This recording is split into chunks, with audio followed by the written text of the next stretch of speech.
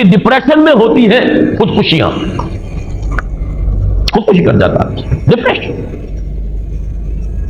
کچھ روشن پہلو نظر ہی نہیں آ رہا، کوئی امید کا پہلو نظر ہی نہیں آ رہا، کوئی صورت نظر نہیں آتی، کوئی امید بن نہیں آتی. کس طرف جاؤں، کدھر دیکھوں، کسے آواز دوں؟ اے ہجوم نامرادی دل بہت گھبرائے ہے. اور جب آدمی محسوس کرتا I can't face these realities، یہ کمٹ سوسائڈ. یہ اور جب کیفیت ہوتی ہے انشراح کی تو آدمی خوب بھاگ رہا ہے، دوڑ رہا ہے، امنگ ہے، محنت ہے، دوڑ رہا ہے، امیدیں ہیں، اب ہر چیز کا روشن پہلو نظر آ رہا ہے. عجیب ہے یہ. اصل میں مجھے کچھ تجربہ بھی ہوا ہے، ہمارے خاندان میں بھی یہ مرض موجود رہا. میرے والد مرحوم کافی طویل عرصے اس میں ایک ڈپریسو سائیکوسس کے مریض رہے. کچھ ہوتا ہے یہ معاملہ. ویسے بھی شاید ہمارا خاندان جو ہے اس کیٹیگری میں آتا ہے جس میں ذہانت نسبتاً کچھ زیادہ ہے، حساسیت بھی نسبتاً کچھ زیادہ ہے. یہ دوسری بات ہے کہ کوئی شخص جو ہے یہ فلسفے کے طور پر اختیار کر لے کہ اپنے آپ کو ڈھیٹ بنا لینا ہے، یہ فلسفہ بھی بن سکتا ہے. لیکن یہ ہے کہ اگر آدمی چھوڑ دے اپنی طبیعت کو تو یہ دونوں کیفیات آتی ہیں. انہی کیفیات میں اگر یہ جو اپورڈ اینڈ ڈاؤنورڈ موومنٹ ہے یہ ایک حد سے نکل جائے تو یہ بیماری ہے مینیک سائیکوسس، مینیک ڈپریسو سائیکوسس. اس میں جب آدمی ہوتا ہے وہ اپر کیفیت میں تو اس کے اندر بڑی عظیمت ہے، روشنی ہے، امید ہے، لوگوں سے گفتگو کر رہا ہے، حق بول رہا ہے، خوب جو ہے محفل کے اندر اب وہ محفل میں اسے دلچسپی محسوس ہو رہی ہے اور اسے ہر چیز کا روشن پہلو نظر آ رہا ہے. خود اپنے وجود کا بھی روشن پہلو، دوسروں کے وجود کا بھی. دوسروں کی بات میں سے بھی وہ اچھا پہلو تلاش کریں گے، وہ برا پہلو تلاش نہیں کریں گے. جب دوسری کیفیت ہے ڈپریشن کی، ہر ایک کی بات میں کوئی برائی نظر آئے گی، کوئی اس کی نیت کا فطور ہے، کوئی فساد ہے، کوئی یہ جو ہے بدنیتی کے ساتھ یہ بات کر رہا ہے، کوئی خیر کہیں ہے ہی نہیں، برائی ہی برائی ہے، مایوسی ہی مایوسی ہے، بدلی ہی بدلی. یہ ہے در حقیقت وہ کیفیت. اس کو غالب نے بہترین انداز میں تعبیر کیا ہے. ذہین اور حساس انسانوں میں ان کی جو ترقی ہے وہ انہی مراحل سے ہو کر گزرتی ہے. اور ہر ڈپریشن کے بعد، ڈپریشن میں اس سینس میں استعمال نہیں کر رہا یعنی بیماری کی حد تک پہنچنے والی ڈپریشن نہیں، صرف قبض کی حد تک پہنچنے والا معاملہ. ہر قبض کے بعد جب بست آتا ہے تو آگے ترقی ہوتی ہے، جس کو آپ کہتے ہیں بائی لیپس اینڈ باؤنس. آدمی جو ہے چھلانگ لگاتا ہے، گویا کہ ایک درجہ جو پہلے تھا اس سے آگے درجہ انسان کا جو ہے اس سے بلند تر پوزیشن پر انسان پہنچتا ہے. ہر قبض کے بعد جو نیا بست آتا ہے وہ ایک نئی کیفیت، نئی شان، نئی بلندی، نئی رفعت لے کر آتا ہے. اس کو غالب نے تعبیر کیا ہے بہت خوبصورت انداز سے. رکتی ہے میری طبع تو ہوتی ہے رواں اور. یعنی شاعر بھی کبھی ایسا وقت آتا ہے شعر جو ہے وہ اس پر نازل ہی نہیں ہو رہا، شعر نہیں کہہ پا رہا، طبیعت میں رکاوٹ سی ہے، بندش سی ہو گئی ہے، کوئی کلام موضوع ہو ہی نہیں رہا. لیکن پھر جب یہ کیفیت جو ہے بدلتی ہے اور جب پھر بست کی کیفیت آتی ہے، رکتی ہے میری طبع تو ہوتی ہے رواں اور. پھر اس کے اندر ایک جولانی نئی ایک کیفیت جو ہے انشراح کی، وہ ایک بالکل نئی کیفیت، نئی شان کے ساتھ. یہ ہے وہ معاملہ جو ان آیات مبارکہ کے پس منظر میں ہے.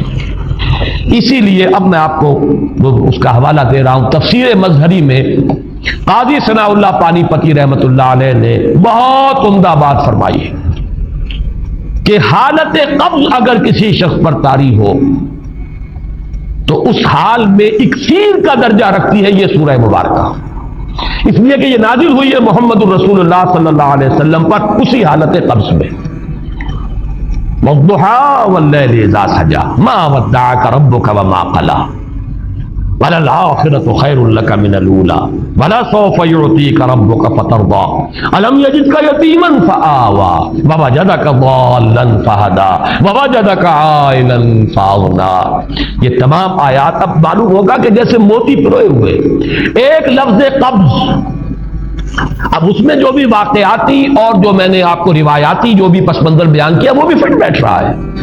وہ خودکشی کا معاملہ بھی آ گیا، اس میں فٹ بیٹھ رہا ہے کہ بخاری شریف میں روایت موجود ہے کہ حضور فرماتے ہیں کہ میری طبیعت پر اس درجے اضطراب تھا، اتنی کیفیت جو ہے میری تشویش کی تھی کہ میرے دل میں بار بار خیال آتا تھا کہ پہاڑ پر چڑھ کر اپنے آپ کو نیچے گرا دوں. یہ سارے معاملات اب آپ کو محسوس ہوگا جیسے تمام کڑیاں جو ہے وہ جڑ گئی ہیں، جیسے رات کو اب آپ اٹھ نہیں پا رہے، اضمحلال ہے، اعصابی جو ہے اعصاب اس درجے متاثر ہو چکے ہیں۔ صرف یہ ایک احساسات کی کیفیت نہیں ہے، آپ کی قوت فعلی جو ہے، قوت عملی، وہ بھی اس درجے متاثر ہو چکی ہے کہ کئی راتیں گزر گئی اور آپ رات کو نہیں اٹھ سکے، جس پر کہ ام جمیل کو یہ کہنے کا موقع مل گیا کہ معلوم ہوتا ہے محمد تمہارا شیطان تمہیں چھوڑ دیا۔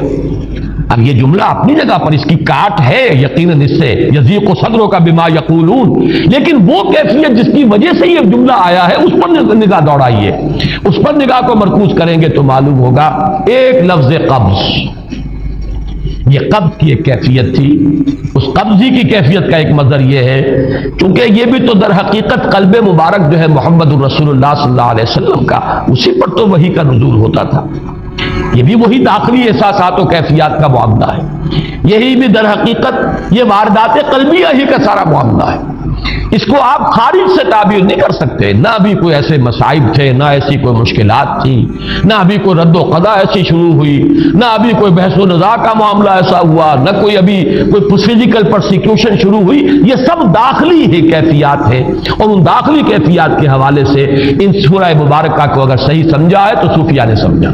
وہ جو اقبال کا شعر ہے کہ کچھ جو سمجھا میرے شکوے کو تو رضواں سمجھا، مجھ کو جنت سے نکالا ہوا انسان سمجھا، اور کون سمجھے گا؟ وہ تو سمجھے گا کہ دکھے ہوئے وہ دل کی صدا ہے، وہ کیا ہے؟ عقلیت انسانوں کی ایسی ہوتی ہے جن کے لیے میں دو لفظ اب استعمال کر رہا ہوں، ذہین اور حساس۔ ذہین اور حساس لوگوں میں قبض اور بسط کی کیفیت، یہ مختلف سائیکلز ہیں جو آتی رہتی ہیں، کبھی طبیعت میں پشمردگی ہے، دل بجھا ہوا سا ہے، کچھ نا امیدی سی ہے، خود اپنے اوپر اعتماد کی کمی محسوس ہو رہی ہے، مجھ میں صلاحیت نہیں ہے، میں کچھ نہیں کر سکتا، اب تک جو کچھ کیا کبا بھی ہے، امنگ بھی ہے، امید بھی ہے، روشن پہلو نظر آ رہے ہیں۔ قبض کی کیفیت میں تاریک پہلو نظر آتے ہیں، مایوسی کے پہلو نظر آتے ہیں، پیسیمزم کی کیفیت، اور یہ جو بسط کی کیفیت ہے اس میں روشن پہلو، دیکھو یہ بھی تو ہے نا، آخر یہ بھی تو ہوا ہے اور بھی ہو سکتا ہے، آخر اب تک میں نے یہ کام بھی تو کر لیا، آگے بھی مشکل آسان ہو سکتی ہے۔ یہ دو کیفیات ہیں قبض اور بسط کی، جن کو کہ صوفیاء کرام نے یہ اصطلاحات، یہ عنوان دیے، قبض اور بسط۔ جتنی انسان کے اندر حساسیت کی کیفیت زیادہ ہوگی، ذہانت زیادہ ہوگی، اتنا ہی یہ جو ویوز ہیں اس کی ایمپلیٹیوڈ زیادہ ہوتی ہے۔ کم ذہین انسان ہے، کم حساس ہے، آئیں گے تو صحیح ہے، لیکن یہ کہ وہ ویو جو ہے اس کا ایمپلیٹیوڈ جو ہے اس کے اندر اوپر اور نیچے کی کیفیت زیادہ نہیں ہوگی، لیکن جتنا یہ معاملہ بڑھتا ہے یہ جو ویو ہے اس کے ایمپلیٹیوڈ بڑھتا چلا جاتا ہے۔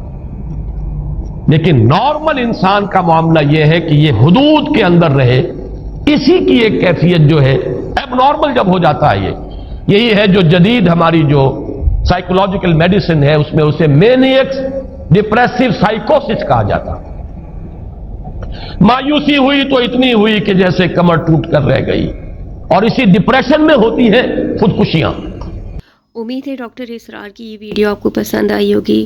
اگر اسی طرح کی مزید ویڈیوز آپ دیکھنا پسند کرتے ہیں تو میرے چینل کو لائک اور سبسکرائب کر دیں۔ اللہ رب العزت آپ کی تمام مشکلات، پریشانی اور مصیبتوں کو آپ سے دور فرمائے اور آپ کو صحت کاملہ عطا فرمائے، آمین۔